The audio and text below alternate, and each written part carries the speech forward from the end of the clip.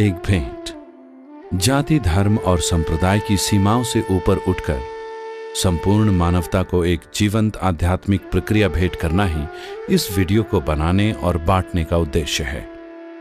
इसमें भेंट की गई विधि पर अमल करके खुद को आनंदित व समर्थ बनाएं और अधिक से अधिक लोगों को यह वीडियो भेंट करें, क्योंकि शांतिपूर्ण, प्रेममय और आनंदित इंसान बनाना ही सबसे श्रेष्ठ कार्य है। प्रेम, प्रकाश और आनंद से भरी एक दुनिया, अब इसका समय आ गया है। आइए इसे कर दिखाएं।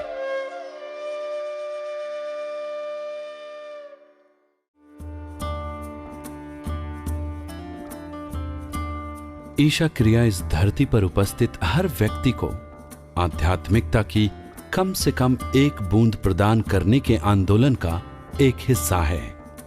एक बूंद को कोई छोटी चीज न माने। एक बूंद अपने आप में एक पूरा समुद्र है।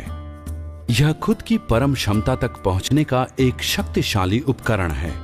हमें आशा है कि ईशा क्रिया के अभ्यास से आप लाभान्वित होंगे व इसे अन्य कई लोगों के साथ बांटेंगे भी।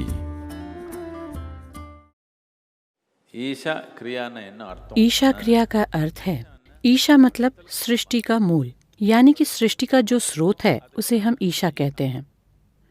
मैं यूं हाथ दिखा रहा हूं इसलिए सृष्टि का स्रोत ऊपर होगा, ऐसा सोचकर उधर मत देखिए। ऊपर नीचे का आपको कोई अंदाजा नहीं है। क्या आप जानते हैं कि इस सृष्टि में ऊपर कहाँ है और नीचे कहाँ है? नहीं जानते। मगर बाहर क्या है और अंदर क्या है यह आप जानते हैं। यह शरीर अंदर से बनाया गया है या बाहर से? जरा ध्यान से देखें तो आप जान जाएंगे कि निश्चित रूप से यह अंदर से ही बनाया गया है। अगर इसका निर्माण भीतर से ही हुआ है तो क्या सृष्टि का स्रोत आपके भीतर ही है? तो इस शरीर से परे, इस शरीर का निर्माण करने वाली जो बुनियादी शक्ति है उसे ही हम ईशा कहते हैं। क्रिया यानी कि एक इंसान दो तरह के काम कर सकता है। एक है कर्म और दूसरी क्रिया। कर्म यानी हम कोई काम शरीर से करें, मन का उपयोग करते हुए करें, अपनी भावनाओं का उपयोग करते हुए करें, ऐसे काम को कर्म कहते हैं। इससे हमारा भला भी हो सकता है या फिर कई तरीके की मुसीबतें भी आ सकती हैं। बाहर की ओर जब हम शरीर से काम करते हैं, मन से काम करते हैं या भावनाओं से काम करते हैं तो इस तरह के काम से हमारा भला भी हो सकता है और उसके साथ कई तरह की समस्याएं भी आ सकती हैं। अपनी भलाई के लिए ही आपने सारे काम शुरू किए, लेकिन उसी में तो सारी मुसीबतें भी आई ना। अपनी भलाई के लिए ही आपने अपनी फैक्ट्री खोली, अब उसी के कारण ब्लड प्रेशर हो रहा है ना। अपनी भलाई के लिए ही आपने शादी की और अब वहीं हर तरीके की चीजें हो रही हैं। यही कर्म है। क्रिया वह काम है जो अंदर की ओर किया जाता है। जिस काम में हमारे शरीर, हमारे मन और हमारी भावनाओं की भागीदारी नहीं रहती, ऐसे काम को हम क्रिया कहते हैं। इसे हम भीतर के आयाम में ही तो कर सकते हैं ना। बाहर की ओर करने की अभी संभावना नहीं है। हमारे अंदर सृष्टि का जो स्रोत विराजमान है वह ईशा है। उसकी ओर कार्यशील होना ही क्रिया है। ईशा क्रिया एक ऐसा ही छोटा सा अभ्यास है। छोटा है इसलिए ये मत समझिए कि यह काम का नहीं है। उतना बड़ा पेड़ उगाने के लिए आपने इतना बड़ा बीज बोया था या इतना छोटा सा बीज? छोटा सा बीज ही तो बोया था ना। तो ऐसा मत सोचिए कि छोटा है तो काम का नहीं है। यह बहुत ही छोटा सा अभ्यास है, मगर उसे सही ढंग से अपने अंदर बो दें तो यह बहुत ही शानदार ढंग से बढ़ जाएगा। आप जिसकी कल्पना भी नहीं कर सकते उस हद तक वह हमारे अंदर बढ़ जाएगा। अब सबसे ज़रूरी बात यह है कि जब भी हम कोई आध्यात्मिक अभ्यास सिखाते हैं तो आम तौर पर शरीर में कुछ बदलाव आने की गुंजाइश रहती है। हमारी शारीरिक स्थिति में ही बदलाव हो सकते हैं। अगर कोई अभ्यास इस तरह से बदलाव पैदा कर सकता है तो उस अभ्यास को सिखाने में कई दिक्कतें होती हैं। उसे सिखाना हो तो उसकी तैयारी के लिए एक टीचर तैयार करने में ही बरसों लग जाते हैं। इस तरह के अभ्यास अगर बिना तैयारी के सिखाए गए तो इसी वजह से योग के नाम पर दुनिया भर में कई तरह के सर्कस चल रहे हैं। योग के नाम पर, अध्यात्म के नाम पर सर्कस नहीं चलना चाहिए। यूं अलग अलग तरह के गैर जरूरी काम नहीं होने चाहिए। इसी मकसद से हमने ईशा योग केंद्र में कई कार्यक्रम बनाए हैं। यह काम बहुत कठिन है क्योंकि आध्यात्म के नाम पर गलत काम नहीं होना चाहिए। बस इसी उद्देश्य से यह सब किया गया। अब कुछ अभ्यास ऐसे भी हैं जिन्हें करने से शरीर में कोई बदलाव नहीं आता। केवल अपने आध्यात्मिक आयाम को छूने के लिए भी कुछ अभ्यास हैं। ईशा क्रिया इसी तरह का एक अभ्यास है। शरीर में कोई बदलाव नहीं आएगा, इसलिए कोई भी इसे सिखा सकता है और इसे कहीं भी सिखाया जा सकता है। इसके लिए बहुत सारी चीजें नियंत्रित करना जरूरी नहीं है। ईशा क्रिया एक बहुत ही सरल अभ्यास है। सब कुछ हमारे ही पास है, कुछ अलग ढंग से उसका प्रयोग करना है बस। आपकी सांस चल रही है, देखिए। हंसने से क्या होगा, देखिए चल रही है या नहीं। अभी है, लेकिन यह मत सोचिए कि हमेशा रहेगी। एक दिन यह नहीं रहेगी। एक बार चेक करके देखिए चल रही है क्या। चल रही है ना, चल रही है। इन बातों को आप हंसी मजाक में न लें। यह कोई साधारण बात नहीं है। सांस चल रही है यह कोई सामान्य बात नहीं है। जब आप सुबह जागते हैं, अगर सांस तब भी चल रही है तो यह बहुत बड़ी बात है ना। अभी भी चल रही है। रात को लेटने के बाद सुबह जगने से पहले कितने ही लोगों की, लाखों लोगों की सांस बंद हो गई आज रात। हमारी अब भी चल रही है। यह बड़ी बात है कि नहीं?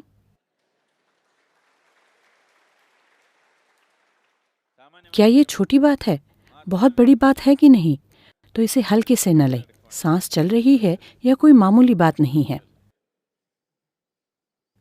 अब यह सांस अंदर आई, बाहर गई, अंदर आई, बाहर गई, अंदर आई, बाहर गई।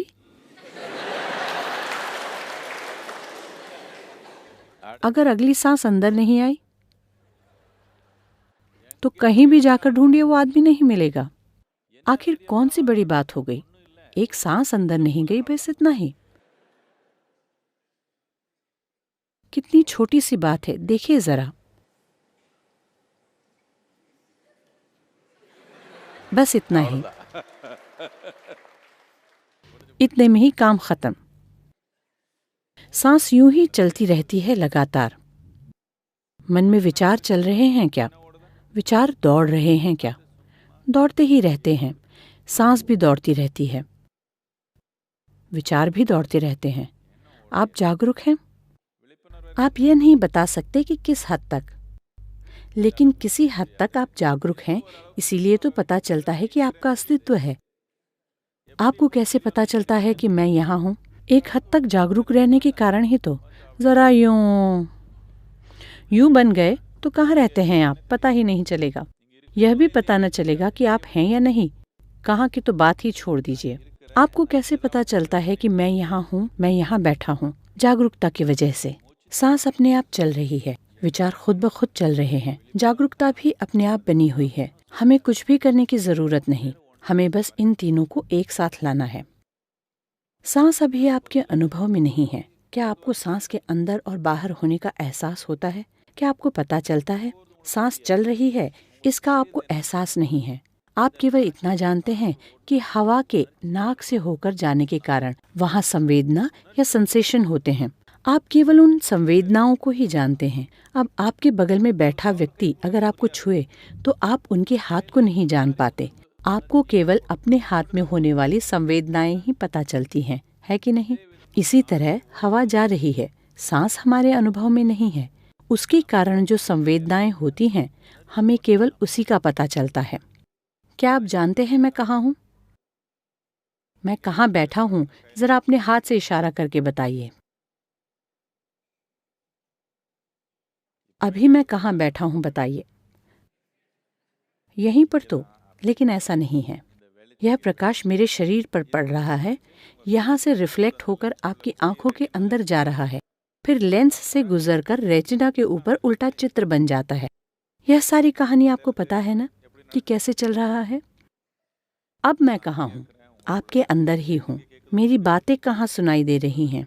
आपके अंदर ही सुनाई दे रही हैं। सारी दुनिया आपने कहाँ देखी? अपने अंदर ही देखी। तो फिर आपने बाहर क्या देखा?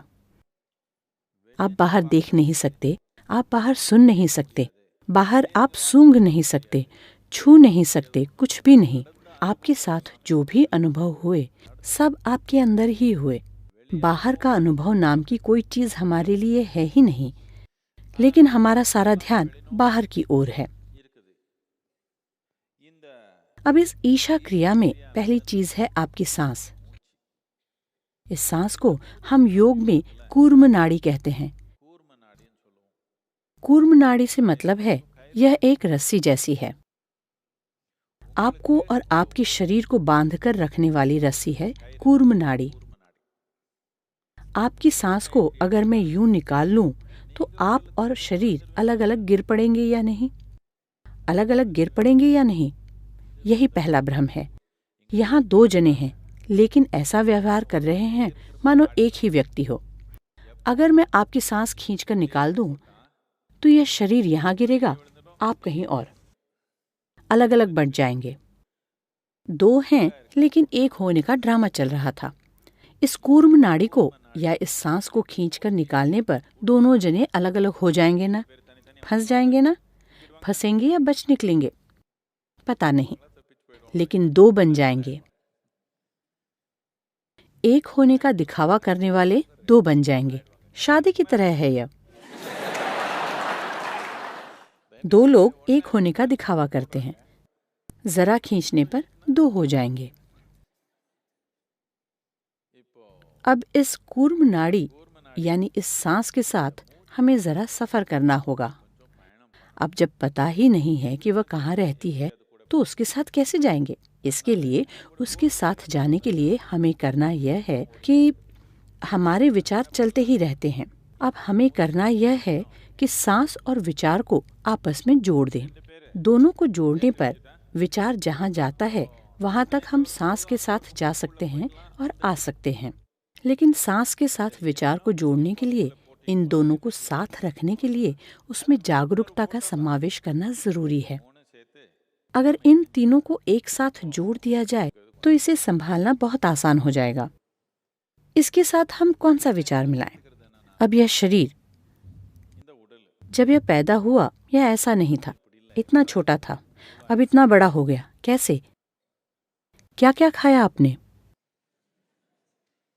रोटी, चावल, दाल, समोसा, सब कुछ जुड़ जुड़कर ऐसा बन गया। मैं नहीं, आप।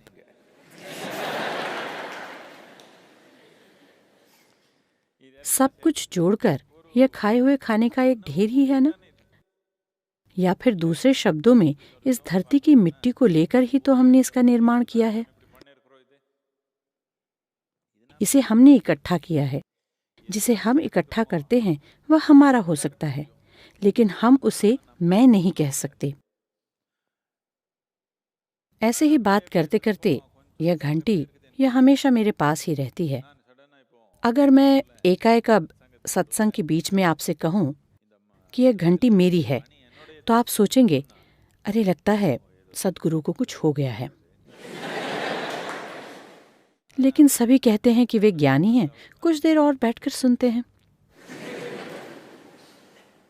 थोड़ी देर बाद यदि मैं कहूं यह घंटी ही मैं हूं, तो आप सोचेंगे इस घंटी के बजने से पहले चला जाना बेहतर होगा, और आप पीछे से खिसक जाएंगे। लेकिन रोज आप यही काम करते हैं। आपकी थाली में खाना आता है, आप कहते हैं यह मेरा भोजन है। फिर आप उसे खा लेते हैं और खाने के बाद आप कहते हैं यह मैं हूं। यह पागलपन है ना? पागलपन ही है ना? इतने सारे लोगों के लिए हम पागल खाना नहीं बना सकते, इसलिए यूं ही बाहर छोड़ दिया।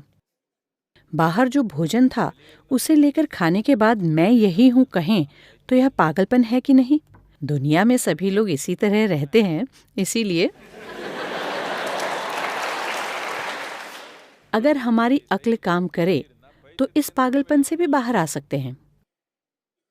अगर हम अक्ल का इस्तेमाल नहीं करेंगे तो इसी में चक्कर काटते रहेंगे। अक्ल का जरा उपयोग करके सोचेंगे कि हमें बांधने वाली चीज कौन सी है, तो पता चल जाएगा ना। हमें बांधने वाली चीज, हमारे शरीर के साथ बांधे रखने वाली चीज कौन सी है? यह सांस ही है। इसे हम कूर्म नाड़ी कहते हैं। इस रस्सी को पकड़े हुए अगर आप उसे बस थोड़ी जागरूकता के साथ करें तो इन दोनों में थोड़ा अंतर आ जाएगा। मैं और शरीर के बीच थोड़ी दूरी आ जाएगी। मैं और मन के बीच थोड़ी दूरी आ जाएगी। जब मेरे और शरीर के बीच में, मेरे और मन के बीच में जरा दूरी आ जाती है, तब मैं अपने शरीर और मन का पूरी तरह से उपयोग कर सकता हूँ। अभी ऐसा नहीं है। उसमें उलझे रहने की वजह से उनका उपयोग करने में ही डर लगता है। उनका उपयोग करने में एक बड़ा डर इस बात का लगा रहता है कि कहीं यह चला न जाए। इन दोनों के बीच थोड़ी दूरी रहे तो हम इस शरीर और इस मन का चाहे जैसे उपयोग कर सकते हैं। इस दुनिया में सफल कौन होता है? जिस इंसान में इस शरीर और मन का पूरी तरह से उपयोग करने की क्षमता हो, उसी को कामयाबी मिलती है। यही नहीं, अगर हमारे जीवन में दुख आए हैं तो वे कहाँ से आए हैं? दुख शरीर में होता है या मन में होता है? किसी और तरह का दुख पता है आपको? और किसी भी तरह का दुख जानते हैं आप? केवल दो ही तरीके हैं। दुख या तो शरीर में होता है या मन में। दुख या शरीर के जरिए आ सकता है या मन के जरिए आ सकता है। अब अगर इस शरीर और हमारे बीच अगर एक दूरी आ जाए, अगर इस मन और हमारे बीच एक दूरी आ जाए, तो दुख नाम की कोई चीज नहीं होगी हमारे जीवन में। जब हमारे अंदर दुखी होने का डर नहीं होता, केवल तभी हम पूरी तरह से अपना जीवन जी सकते हैं। जब तक हमारे अंदर दुखी होने का डर है, तब तक हम अपने जीवन में एक भी कदम पूर्णता के साथ आगे नहीं बढ़ा सकते। हम केवल आधे अधूरे कदम ही उठा रहे हैं। पूरे जीवन में आधे अधूरे कदम लेते रहने के कारण जिंदगी ही आधी अधूरी हो गई है। आधी अधूरी जिंदगी बस यातना ही है। यदि आप पूरी तरह से जीवंत रहें तो ये बढ़िया है। जान जाने के बाद बढ़िया रहेगा या नहीं पता नहीं, लेकिन आपको आधी जान का बना दें तो ये यातना ही है ना। बहुत बड़ी यातना है कि नहीं? अब इंसानों के जीवन में यही सबसे बड़ी तकलीफ है। हर चीज में दुख है। कोई भी काम पूर्ण रूप से करते नहीं बनता। न हंस सकते हैं, न रो सकते हैं, न नाच सकते हैं, न गा सकते हैं। कुछ भी करना नहीं आता, तभी तो थिएटर में जाकर फिल्म में रजनीकांत जो करते हैं उसे देखकर आना पड़ता है। अपना जीवन पूरी तरह से जीना हो तो हमारे अंदर दुखी होने का डर नहीं होना चाहिए। तभी हम पूरा कदम उठा सकते हैं। पूरा कदम उठाने पर ही इसे पूर्ण जीवन बनाने का अवसर मिलता है। सांस, उसके अंदर एक विचार मिलाना है। विचार उसके साथ जोड़ना हो तो वह जागरूकता के बिना नहीं हो सकता। ये तीनों अगर एक साथ काम करेंगे तो एक तरह की परिस्थिति का निर्माण होगा। इस परिस्थिति को, इस सत्य को अगर आप पूरे शरीर में फैलाना चाहें तो उसके लिए एक तरीका है। आइए इस पर गौर करते हैं। अब बुनियादी तौर पर हमें करना यह है कि अंदर आने वाली सांस के साथ एक तरह का विचार जोड़ना है। बाहर जाने वाली सांस के साथ एक और विचार जोड़ना है। कौन सा विचार? सांस अंदर लेते समय मैं शरीर नहीं हूँ और सांस छोड़ते समय मैं मन भी नहीं हूँ। सच है ना? सच ही है ना? जिसे आप शरीर कहते हैं वह बाहर से इकट्ठा किया है ना? मन में जो कचरा है वह भी बाहर से ही जुटाया है ना? आपने बाहर से जो इकट्ठा किया है वह आपका हो सकता है, लेकिन उसे आप कभी भी मैं नहीं कह सकते। इस सत्य को हमें अपनी सांस के साथ जोड़ लेना है। मैं शरीर नहीं हूँ, मैं मन भी नहीं हूँ। मैं शरीर नहीं हूँ, मैं मन भी नहीं हूँ। हमें अपना हाथ हथेलियों को ऊपर की ओर करके रखना है। आपने शिवा काशी वाले कैलेंडर बहुत ज्यादा देखे हैं। मैं कुछ भी कहूँ आप ऐसे ही पकड़ेंगे, उसकी जरूरत नहीं है। हाथ को इस तरह से बिल्कुल ढीला रखना है। अपनी रीढ़ को जितना हो सके उतना सीधे रखना है। अगर आप ऐसा नहीं कर पा रहे हैं, अगर आपकी रीढ़ रस्सी की तरह हो गई है, एकदम कमजोर हो गई है, तो जरा पीठ का सहारा लेकर बैठ सकते हैं और पालथी लगाकर इस तरह से बैठिए। इस तरह बैठकर हमें अपने सांस के साथ दो विचार जोड़ने हैं। सांस अंदर लेते वक्त मैं शरीर नहीं हूँ, सांस बाहर छोड़ते वक्त मैं मन भी नहीं हूँ। यह विचार जितना लंबा रहता है, सांस लेने में उतना ही समय लगना चाहिए, सांस छोड़ने में उतना ही समय लगना चाहिए। इस तरह चंद मिनट तक 7 से 11 मिनट तक करना चाहिए। आज हम 7 मिनट तक करेंगे। 7 मिनट तक यह चलना चाहिए। उसके बाद क्या करना है? आ की ध्वनि का 7 बार उच्चारण करना है। अब हमारा ज़माना ऐसा हो गया है कि एक छोटी सी बात बताएं तो भी उसकी व्याख्या करनी होती है। केवल कहने मात्र से करने वाले लोग बहुत कम ही हैं ना। बाकी लोगों को सब बताना पड़ेगा कि आ किस लिए, आ किस लिए करना है। मैं पा करूं तो आ इसलिए क्योंकि हमने यूं ही बिना किसी कारण के आ को पहला अक्षर नहीं बनाया। यह बहुत सोच समझकर किया गया है। जिस तरह से हमारा एक भौतिक शरीर है, उसी तरह से एक मानसिक शरीर भी है और एक ऊर्जा शरीर भी है। इस ऊर्जा शरीर में 72,000 नाड़ियां हैं। ये 72,000 नाड़ियां 114 जगहों पर मिलकर फिर बंट जाती हैं। इसे एक जंक्शन बॉक्स ही समझ लीजिए। सब जगह बिजली प्रवाहित हो रही है, जगह जगह पर जंक्शन बॉक्स लगे हुए हैं। इस तरह 114 जंक्शन बॉक्स हैं। इनमें 112 शरीर के अंदर हैं, 2 शरीर के बाहर हैं। इन 114 जंक्शन बॉक्सों में ये नाड़ियां मिलकर फिर बंट जाती हैं। लेकिन सिर्फ एक जगह ऐसी है जहां सभी 72,000 नाड़ियां आकर मिलती हैं और फिर बंट जाती हैं।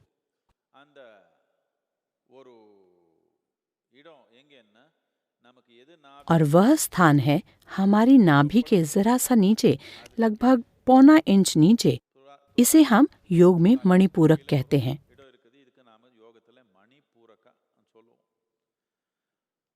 114 जंक्शन बॉक्सों को हम चक्र कहते हैं। 114 चक्र हैं।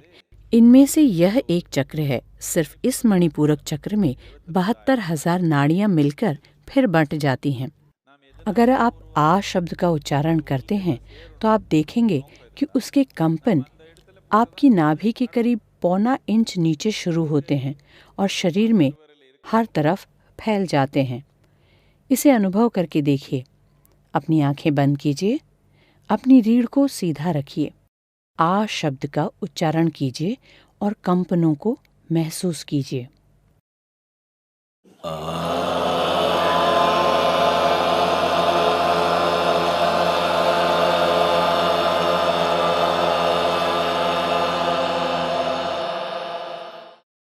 अपनी आंखें खोलिए। आप देखेंगे कि कंपन आपकी नाभि के 1.25 इंच नीचे से शुरू होकर पूरे शरीर में फैल रहे हैं। यह एकमात्र ऐसी ध्वनि है जो कंपनों को पूरे शरीर में फैलाती है। हम कोई चीज बनाते हैं और उसे पूरे शरीर में पहुंचाने की इच्छा करें तो हमें उसे इसी स्थान पर ले जाना होगा। जब आप माँ के गर्भ में थे, उस समय आपको उनकी सारी शक्ति जो मिली उसे मुंह में डाला गया था क्या? कहाँ डाला गया था?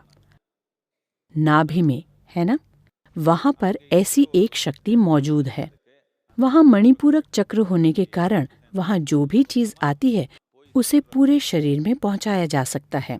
अब हमारे अंदर जो भ्रम है, यानी 2 जने हैं लेकिन वे एक व्यक्ति की तरह नाटक कर रहे हैं, इस भ्रम से बाहर निकलना है तो सांस के अंदर इस विचार को, इस जागरूकता को मिला देने पर थोड़े ही दिनों में इसके और उसके बीच थोड़ी दूरी आ जाएगी। हाय, शरीर चला जाएगा क्या? शरीर कहीं नहीं जाने वाला। आप शरीर का अच्छी तरह उपयोग कर सकते हैं। किसी भी चिंता के बिना शरीर का उपयोग किया जा सकता है। किसी भी चिंता के बिना मन का भी पूरी तरह से उपयोग किया जा सकता है। अंदर आने वाली सांस में मैं यह शरीर नहीं हूँ और बाहर की सांस में मैं यह मन भी नहीं हूँ। इसे मैं आपके साथ साथ बोलता जाऊंगा। जैसे जैसे मैं कहता जाऊं वैसे वैसे आप करते जाइए। उसके बाद जब मैं आ कहूं तब 7 बार आ का उच्चारण करना है। इस क्रिया का अभ्यास करते समय आप अपने चेहरे को जरा सा ऊपर करके बैठें, आंखें बंद रहें और आपकी हथेलियां ऊपर की ओर हों। अगर आप चेहरा जरा सा ऊपर उठाकर बैठेंगे तो आपका ध्यान अपने आप भौहों के बीच में केंद्रित हो जाएगा। आपको बड़ी तीव्रता के साथ ध्यान लगाने की जरूरत नहीं है। भौहों के बीच में फोकस या कंसंट्रेशन करने की जरूरत नहीं है। अपनी आंखें बंद करके चेहरा ऊपर उठाकर बैठें तो ध्यान अपने आप वहां लग जाएगा। इस हद तक हल्का ध्यान लगाकर हमें यह अभ्यास करना है। जब मैं आ कहूं तो उसके पीछे आपको भी 7 बार आ कहना है और उसके बाद बस थोड़ी देर आंखें बंद करके बैठना है। आंखें खोलने का निर्देश मिलने तक आंखें बंद किए हुए ऐसे ही बैठना है।